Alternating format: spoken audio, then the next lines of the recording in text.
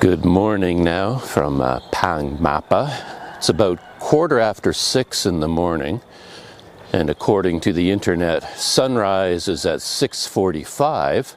So I'm running a little bit late according to my plans. You can see the sun behind me is starting to lighten already. And there's a town, a small village nearby called Ban Jabo. And it's a popular sunrise viewing spot, or just a spot to go to look at the surrounding scenery. It's about 13 kilometers away outside of Ban Jabo and then up into the hills. The village seems to sit right alongside a ridge, like it's a village stretched out entirely along a ridgeway, which makes it look quite interesting. It was a place I knew nothing about the last time I came through this area, so I thought I'd go check it out this time. They even have some homestays up there, and I thought about trying to spend the night up there, but I think if you're unable to speak Thai, that's pretty difficult to arrange, I think. So anyway, yeah, I'm gonna get on the scooter, head up there, and I don't know if anything is open this early in the morning, but I know there is a sunrise viewing spot listed on Google Maps, so I'm going to go there, see if I can get there in time to catch the sun coming up. And even if I don't, I'm hoping the skies will be a bit more clear in the morning than they are during the day right now, because it's extremely hazy. And you don't really get very nice views of the hillsides right now during the day. So I thought maybe early in the morning it might be the most clear. So I thought I'd go up there, take a look around. All right, let's get on the scooter. Whoa, very slippery and muddy here. Man, you certainly know you're a little bit out in the countryside because of the number of roosters. I was trying to set up the GoPro on the handlebars of the scooter, and I couldn't even think straight because the roosters were so loud.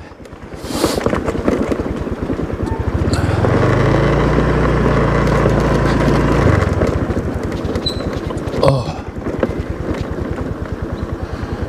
Today may or may not be a successful day from the point of view of technology and cameras, because as usual, I'm dealing with all kinds of issues. Sky is getting much lighter, faster towards the east than I expected. But I'm now having a problem with my GoPro Hero 9 Black because it won't register external microphones anymore. I don't know what the problem is, but I have to plug in the microphone 4, 5, or even 6 times over and over again and keep testing and testing until the microphone will finally register. Testing.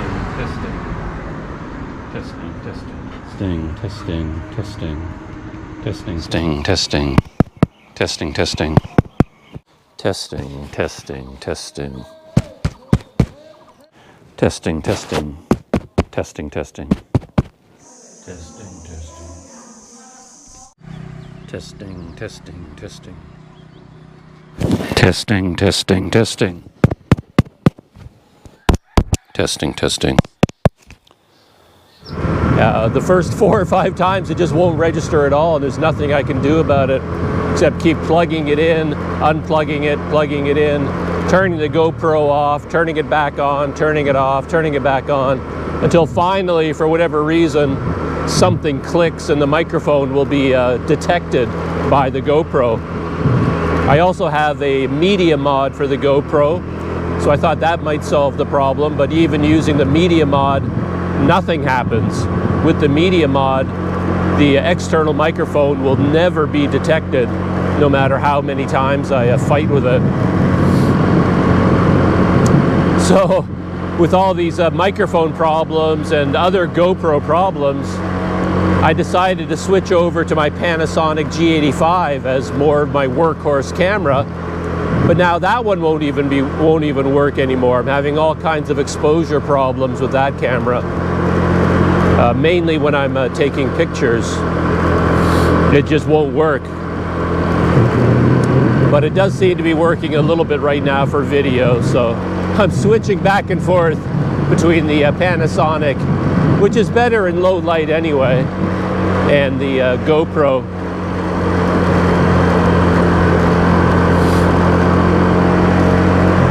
In other ways, I'm slightly better prepared. I finally picked up a pair of gloves. There it is there. They're basic hardware gloves.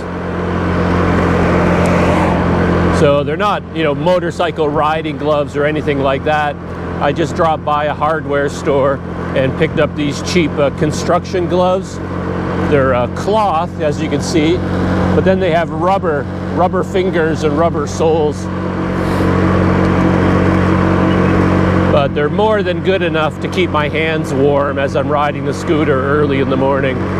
So that's a big improvement now, because it's warming up during the day, but early in the morning it's still pretty cold, especially if you're on the scooter. So I'm very happy to have these gloves. And it seems hard to believe, but I think the village, Ban Jabo, is up at the top of that ridge that you can see right in front of me.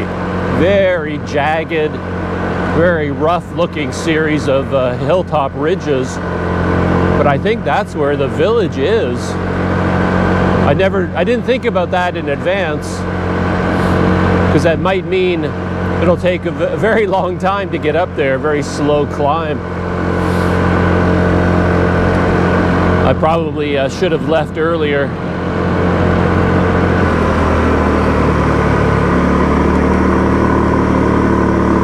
Wow. There's a crew of dogs there, 7 or 8 of them. That's another thing you don't notice unless you get up early in the morning, how active dogs are at night. You see all the dogs during the daytime, and you'd think dogs must be pretty lazy because all they do is sleep. Whenever you see a dog, they're just lying down, sleeping or resting or trying to sleep, and you think that's all they ever do. But it's when the sun goes down that the dogs really come alive, and you see them running around in quite large packs all throughout the night. Starting to climb. This is still the main highway though. This is a 1095.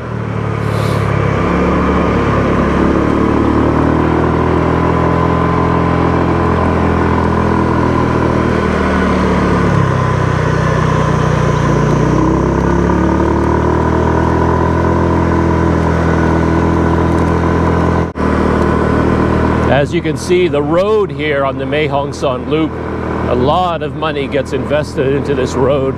It's in extremely good condition. And as I was riding to Ban Mapa yesterday, I passed a lot of crews that were busy painting all of the curbs and the pillars at the side of the road that are painted black and white. The whole stretch of this highway, they're being repainted, cleaned and repainted right now. And I've also noticed that they're replacing all of the electrical wiring, putting in really large cement poles, and then restringing all of the hydro wires up at the top. So they're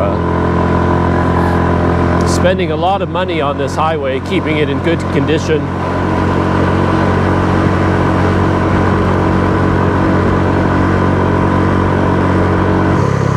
Okay, this is the main turnoff to head north to this village, Ban Jabo. It's 1226, as you can see.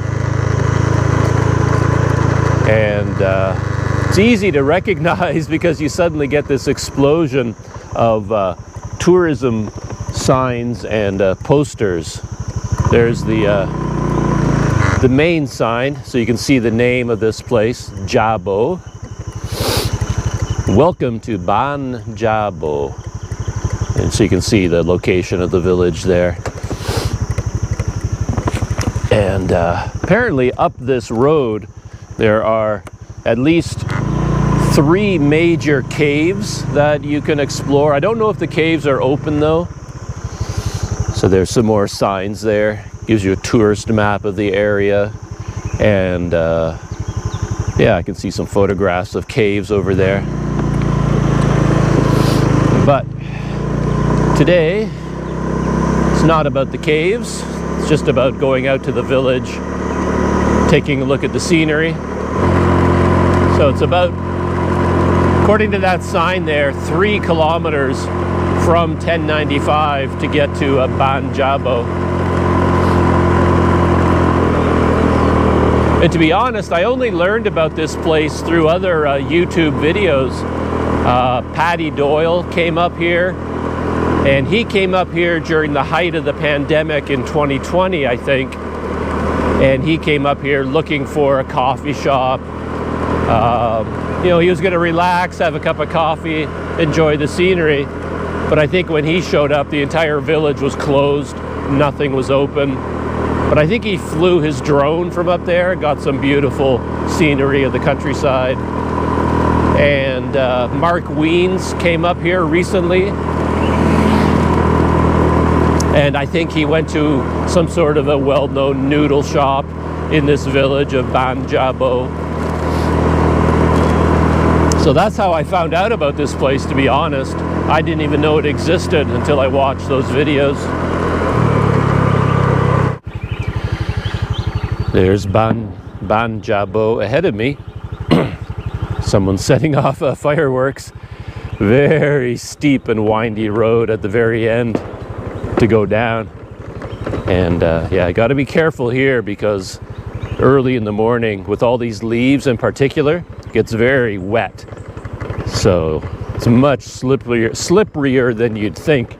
I could feel my rear wheel sliding out from under me. So I'm just creeping along.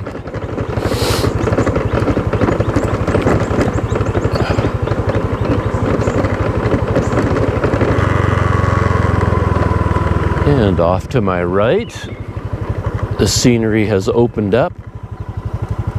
And it's definitely a beautiful spot up here. It isn't on the ridge that I thought it was on. That really dramatic ridge is off to the south somewhere. Yeah, I misjudged that. But yeah, it's a beautiful setting.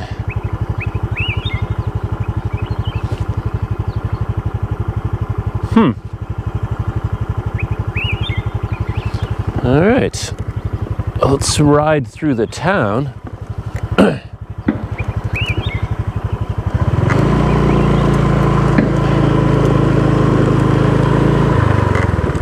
Okay, I guess this is an official sunrise viewing spot right here with the sign of 1,864 curves. This would be where you would pose. I think on Google Maps this is listed as the sunrise viewing spot. Just on the edge of town as you go in. And maybe later in the day, this little building here, that might be a little coffee shop or something. But yeah, let's ride through the town.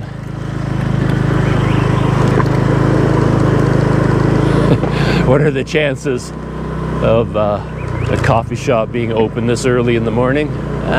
Pretty unlikely.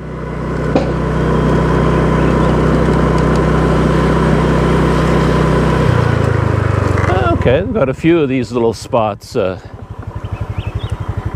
Another little viewpoint here. I like this one. Very rustic, just a wooden bench.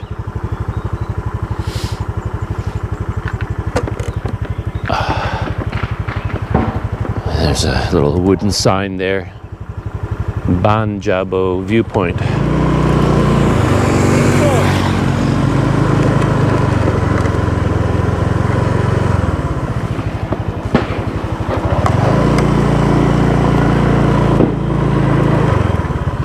And this looks like it would be a little coffee shop or noodle shop.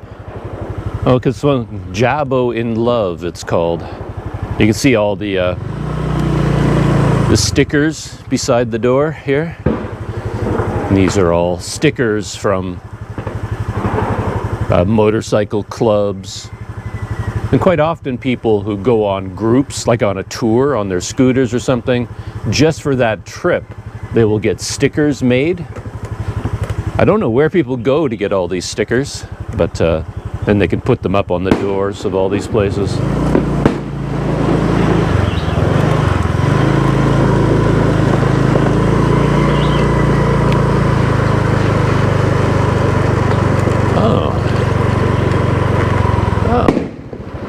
There is a coffee shop open, so I'm going to turn around and go back there. But there's some sort of a procession or celebration happening up here.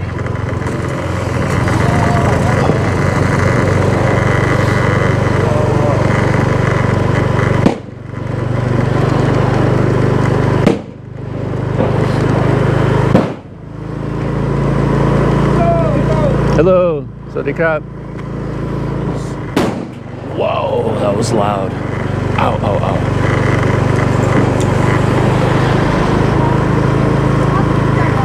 That hurt my ears.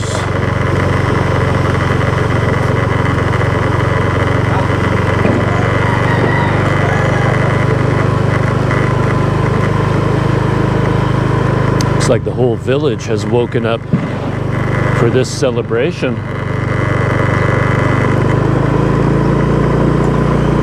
Look at that cliff ahead of me. Very dramatic.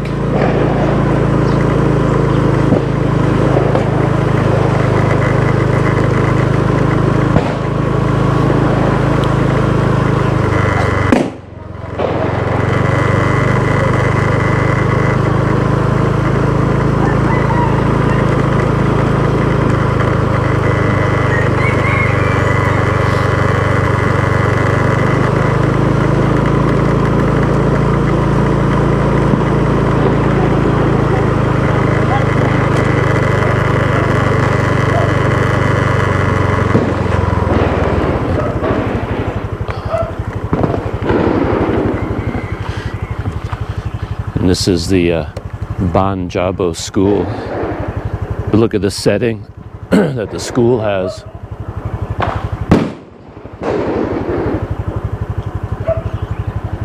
And the fireworks are echoing off that cliff over there.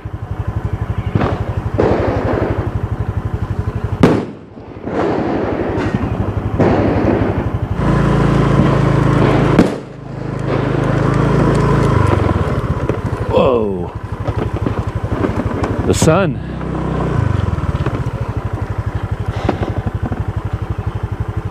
There it is.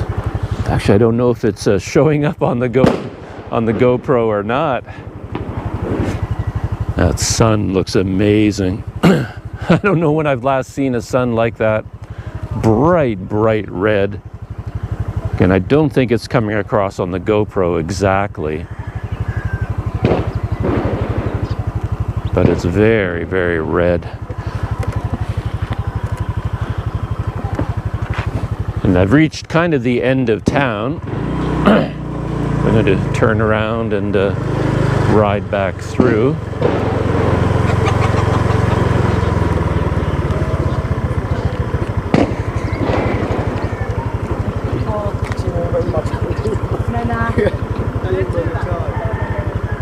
But everyone is dressed in traditional clothing, carrying trays of food.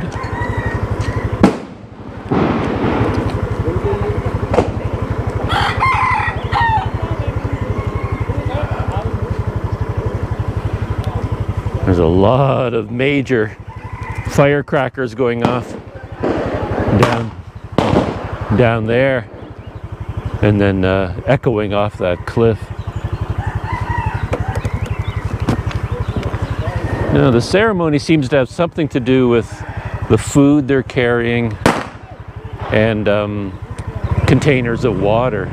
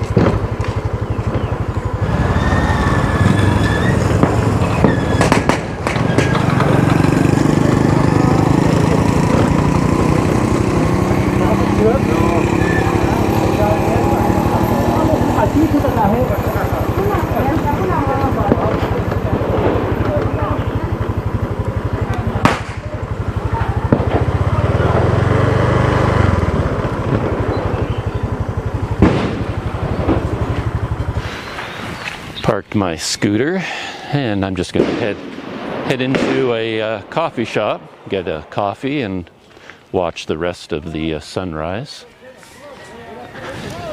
The loud firecrackers certainly give a sense of urgency to the whole proceedings. I feel like I should hurry up because of all this, all these explosions going off. But the streets are still full of local people. They're setting off firecrackers and then running away.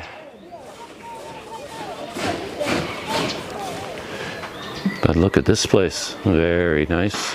They've got some seating on pillows there to watch the sunrise. This is Lahu coffee, Jabo.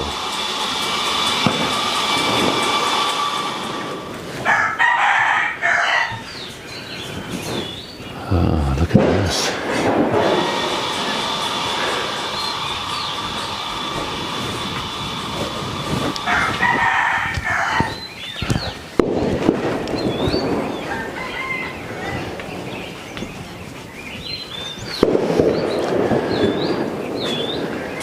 The sun is still quite close to the horizon, so perfect timing on my part to catch the sunrise.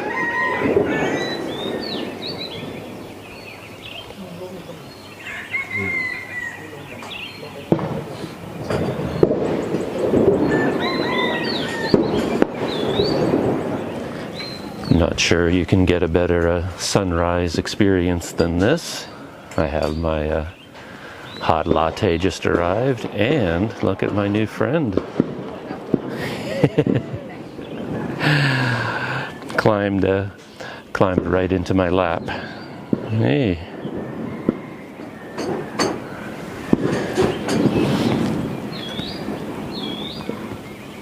Oh. And I have fellow photographers down the way, even shooting time lapses with a GoPro. And this is being shot on my Panasonic, by the way. I can't really take pictures with it because the exposure isn't working, but it seems to be doing okay with video and exposure, but I haven't used this camera for a very long time, so I may end up making a lot of mistakes with it, but we'll see. A good thing about a camera like this Panasonic G85 is that it's just a solid sort of workhorse camera. Like with the GoPro, you never know what's going to happen with the GoPro. Your video could get saved, it could get corrupted, it could get deleted. The microphone may attach, you may get audio, you may not get audio, you just never know. But with a full-size camera like this Panasonic, you don't have to worry about stuff like that. You plug in the microphone, it works. You save a video file, it gets saved. You know, it's just a solid machine. So, my GoPro, to be honest, has worn me out. I'm so tired of fighting with the GoPro. I want to use this Panasonic a lot more in the future, and maybe I won't feel so stressed out. Anyway, there is my latte, and the sunrise. It's funny, on the camera screen the sunrise looks to be a different color, but we'll see how it turns out.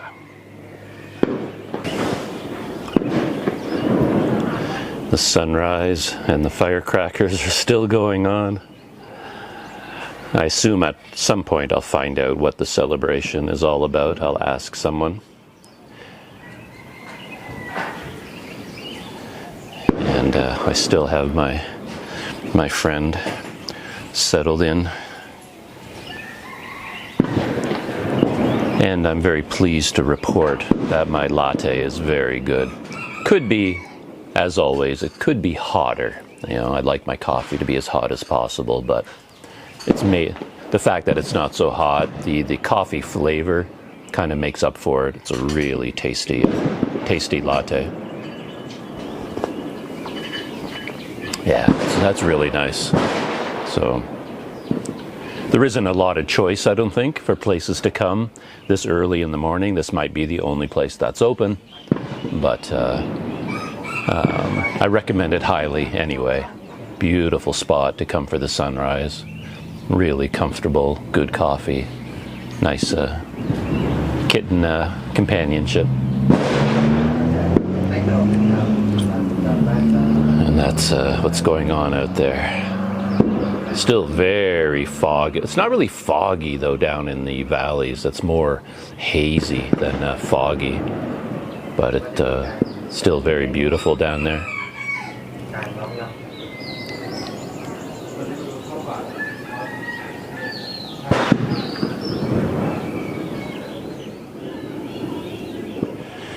I'm finished with my coffee, so I'm going to head out into the village for just a walk around. And here's a view of some of the buildings right on the edge of the hillside. Still taking this video from the coffee shop.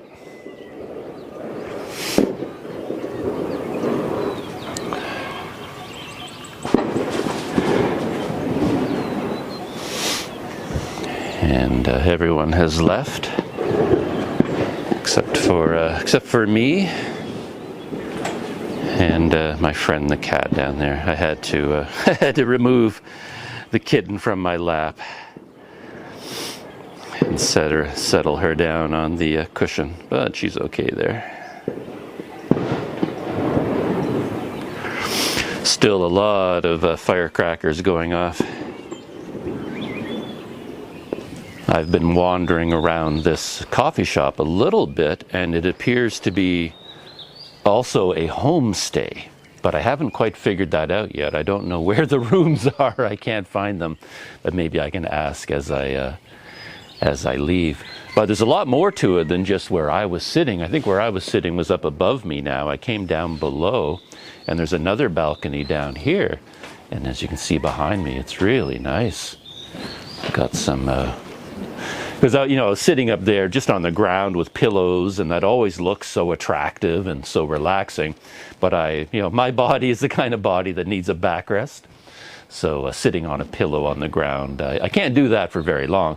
So tables and chairs like this are very nice to have, I think, for someone like me.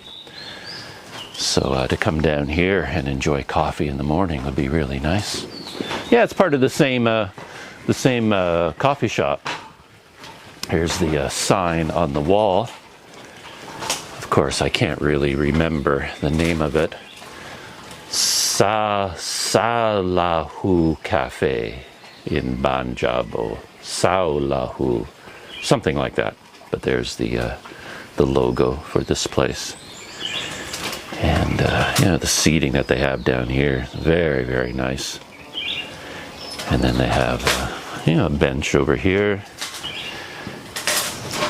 and then a selfie station for the sunrise. And here's the hillside. Look at that! All these places built up on these tall posts.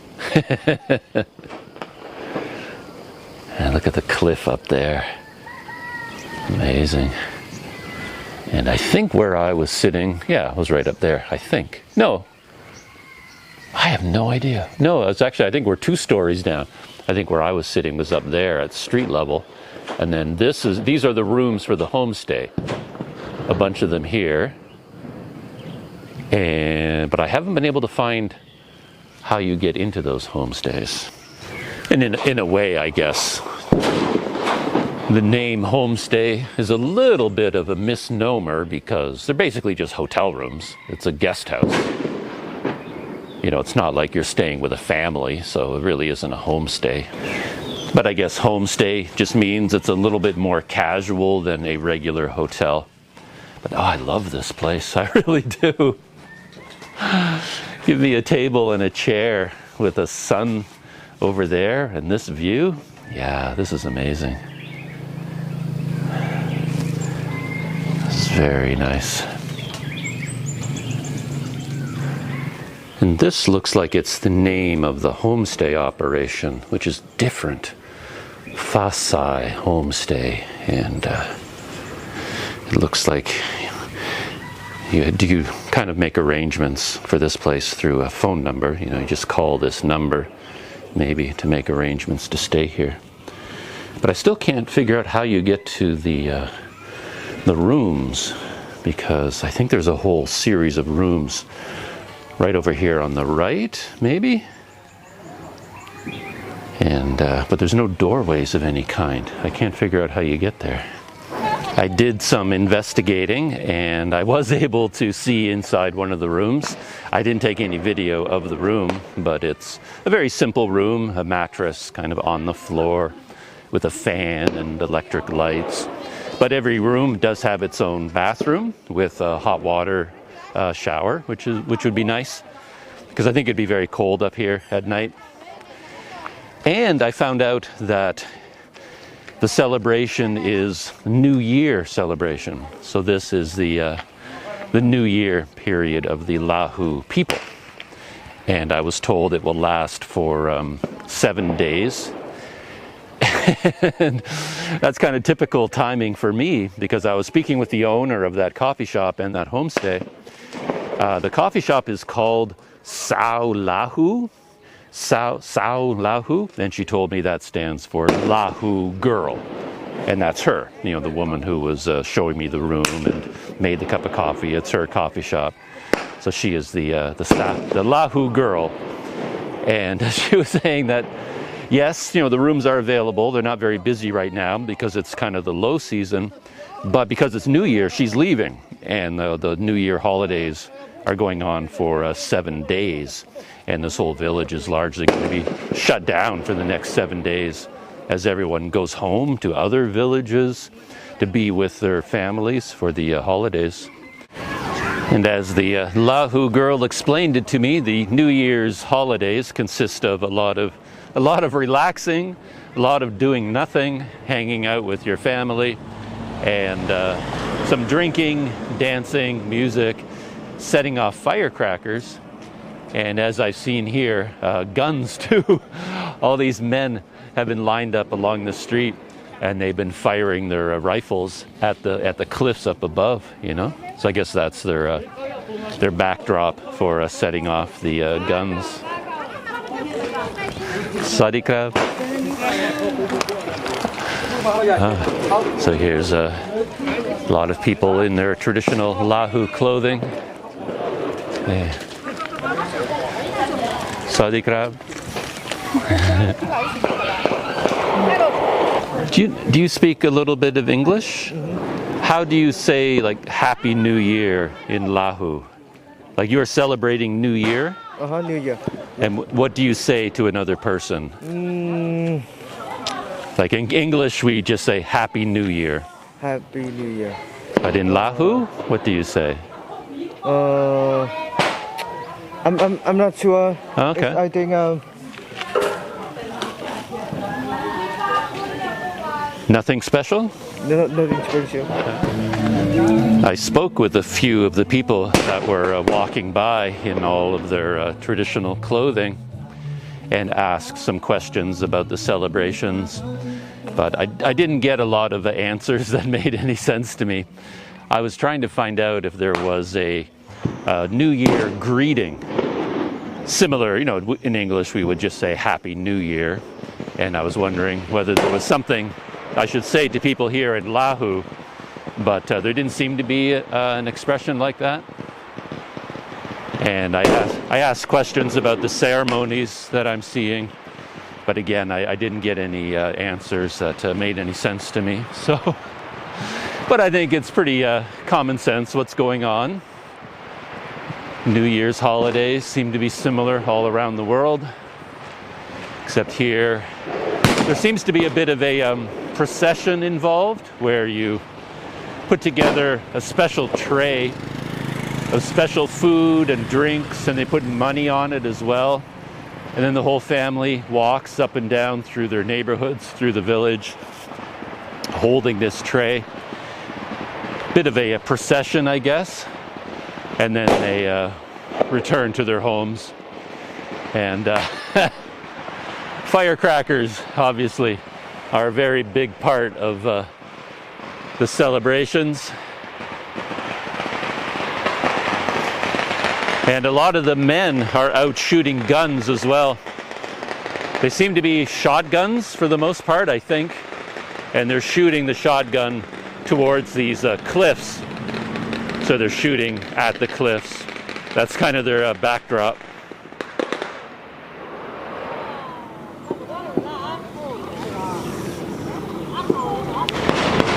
And I was watching a couple of the families that were setting off firecrackers, and the most powerful ones seem to be almost like marbles. They're round. I'm going to see if I can track some of them down. And yeah, I've seen them. They throw them, and then these marbles go rolling down the pavement before they suddenly explode, and they're very, very loud.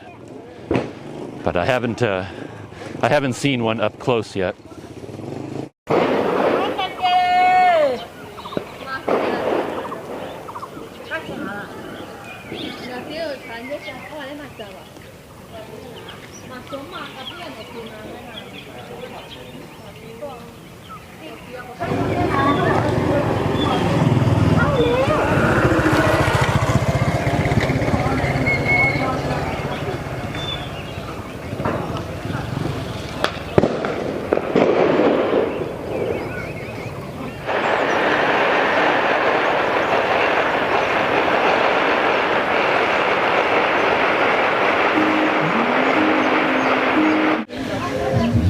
When I was speaking to the owner of that coffee shop, I found out that the name of her coffee shop is Sao Lahu, which means Lahu girl. And of course, she is the girl in all the photographs. It's her, or in all the drawings. It's her coffee shop and her homestay. And turns out I kind of got here just in time. She said that the New Year's holidays are going on for about 7 days. And she and a lot of the other people from the village are going to other places. She said her village, her home is about 70 kilometers away. And she's leaving either tomorrow. She wasn't quite sure of her schedule, but it's possible that her coffee shop will be closed for the next few days. So I got here just in time for a change.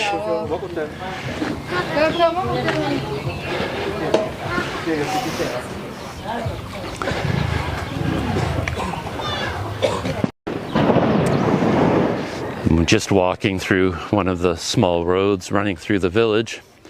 Got a little bit up above, and you can see the main road down below me there.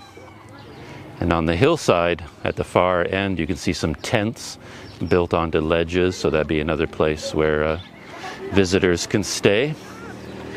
And when I spoke to the owner of Sao Lahu about her homestay rooms, she said that during the regular season, they're about 800 baht per night. But now it's sort of the off season because it's the hazy season. The views are not so nice, and they're 500 baht per night.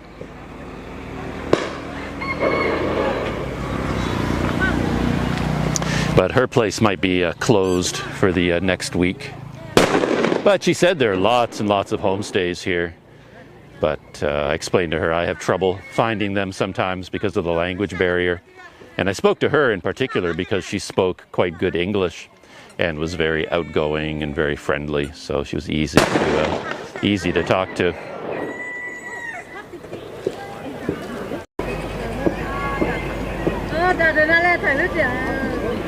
I found out what the really powerful firecrackers look like that one. They are little balls. They look like tiny soccer balls, red on one side, blue on the other, with a fuse coming out of them. And I have half of one right here. It's just a little plastic, two halves of a plastic ball that fit together with gunpowder in the middle. Man, they're loud too.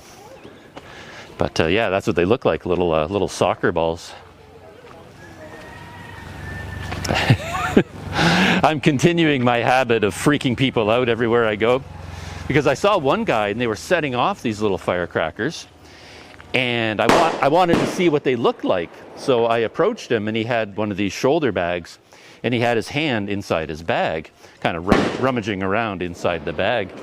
So I thought, oh, he must have a bag full of these firecrackers. So I asked him, you know, trying to, in sign language, like, show me what's in the bag. Can I see these firecrackers? And I'm making like boom, boom noises and gestures. And the guy's like backing away from me, like, what is this guy talking about?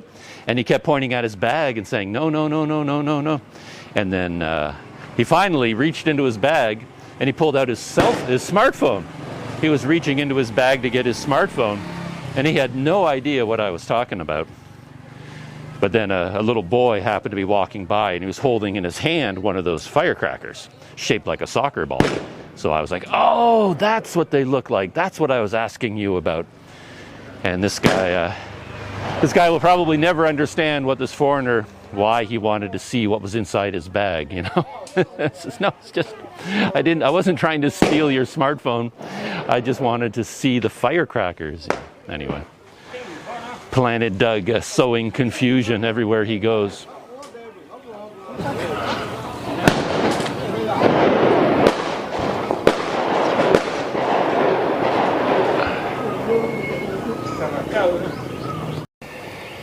Right there is the coffee shop where I had my morning coffee over the sunrise. And then just to the left of it, you can see the scenery. I've got this gorgeous valley surrounded by all these cliffs.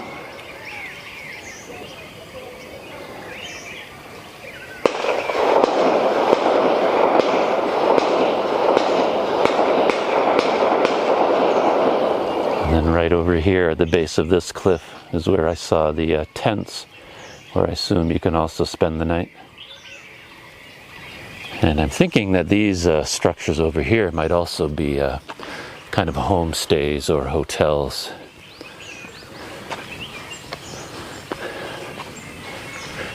Let's see if I can swing around in front of them. Yeah, it looks like it, right? Yeah, those looks like would be accommodation for visitors.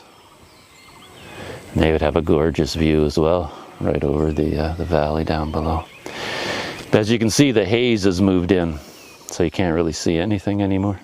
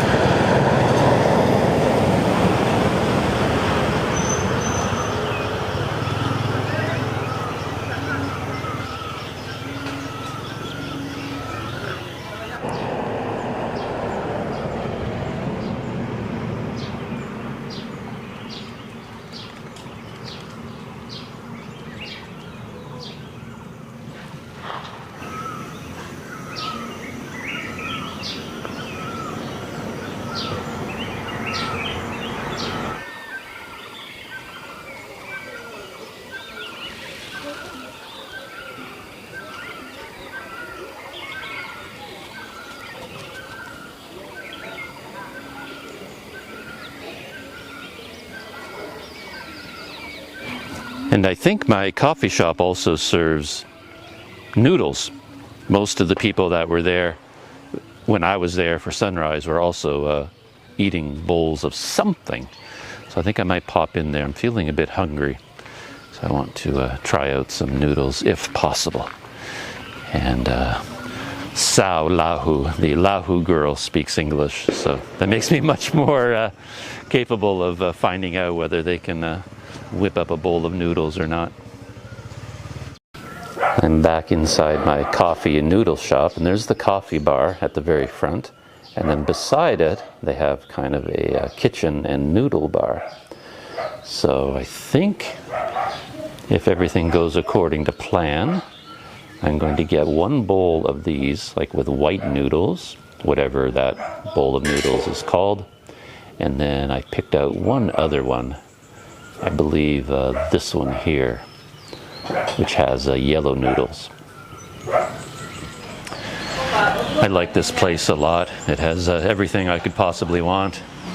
A beautiful viewpoint over the mountains and the valley, and a good coffee bar. And they have the noodle shop. Plus, to go along with the noodle shop, they have these nice tables right here.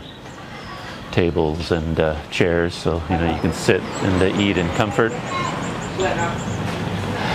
And as I was describing the 2 bowls of noodles that I'm getting, my Sao Lahu, the Lahu girl, reminded me that I should say there's also a very beautiful girl making my noodles and serving them, which is very true.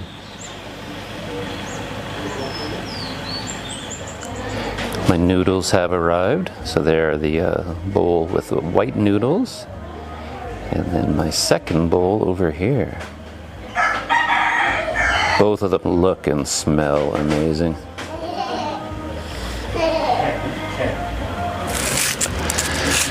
Time to dive in and give these noodles a try. Though I don't expect to have a whole lot of noodle commentary, other than it's going to be very, very tasty and filling. Have to raise the bowl up to get it into the camera's frame of view.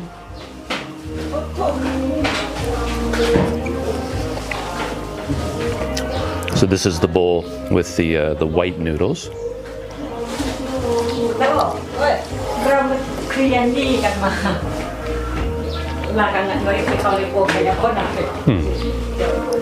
It's good.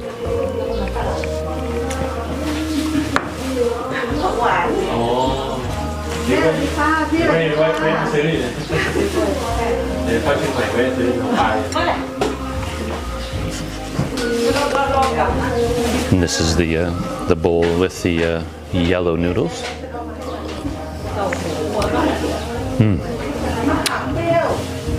I like this broth better. Has a stronger flavor. Though she did ask me what my feelings were about hot food and spicy food.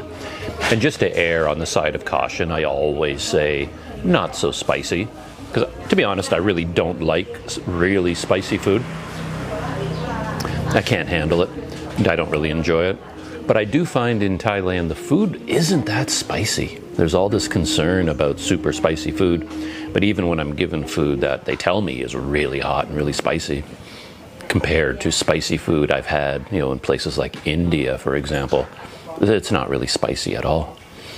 Maybe they're just maybe even the spicy food, they're dumbing it down for me. They just take one look at me and think, he can't handle our spicy food. And they give me the mild version of the local dish. I don't know. But it never seems that spicy. But I always say, just to err on the side of caution, I'm not that great with spicy food.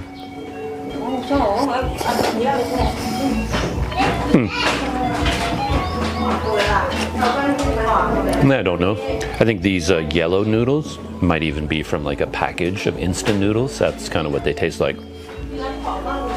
And the other noodles, the white ones, look more like a homemade kind of noodle. But I'm not sure. I didn't see them being made.